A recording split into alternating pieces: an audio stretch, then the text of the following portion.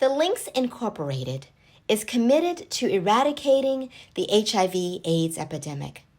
This video is part of a toolkit designed to facilitate a conversation in a safe space with young teens to share preventative and protective information about HIV/AIDS.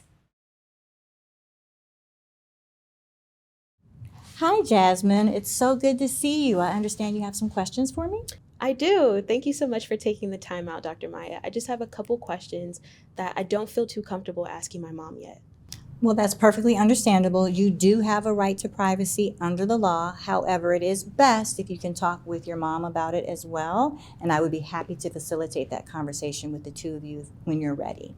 All right. So last week, I heard something that was a little scary.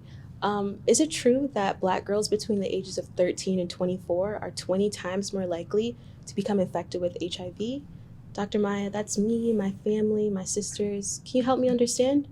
So unfortunately, yes, that is true. However, there are things that you can do to reduce your risk, okay? So HIV stands for human immunodeficiency virus, and once you're infected with it, it affects your white blood cells and the way that they're able to protect you against other infections and diseases. It is not transmitted through casual contact, like shaking hands, hugging, sharing food, or sharing a toilet, or anything like that. There must be an exchange of bodily fluids. So semen, vaginal secretions, breast milk, and blood, for instance, with sharing needles and things like that, okay? Mm-hmm. So is there a way for me to find out if I've been infected with HIV? Yes, there are tests that you can do. We did one for you at your physical a few months ago, and so far so good. That was totally fine, but you can get retested at any time. It is important, though, that you get tested and you know your health status before you engage in any activity with your partner.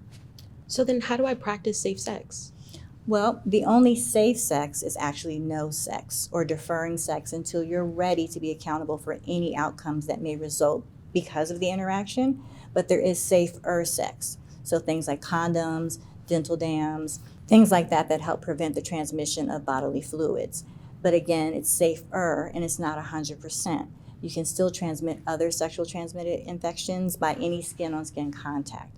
So for instance, men shed HPV and the herpes simplex virus from their scrotum. So again, any contact of any kind, you can still be at risk for other infections. Wow. Is there a vaccine or shot that I can get? So unfortunately, no, there is not a vaccine at this time, but there are tests and rapid tests that you can get on a regular basis so you know your status at all time. Knowledge is power. So what is a STD? Is it the same thing as HIV? Well, HIV is a type of STD or sexually transmitted disease or infection, but there are about 20 that we would need to discuss in order to have a full conversation. Thank you so much, Dr. Maya. This was so much information. I think I'm ready to talk to my family. Fantastic. Don't be shy or embarrassed when it comes to your health. Like Dr. Maya said, knowledge is power. Remember, teens between the age of 13 and 24 are the most likely within their age group to have undiagnosed HIV. Get tested, know your status, and avoid unprotected sex. It is our responsibility to be aware of all possible outcomes that come with being sexually active. If you're not comfortable having a conversation about sex with your partner, then perhaps you're not ready to engage in sexual activity.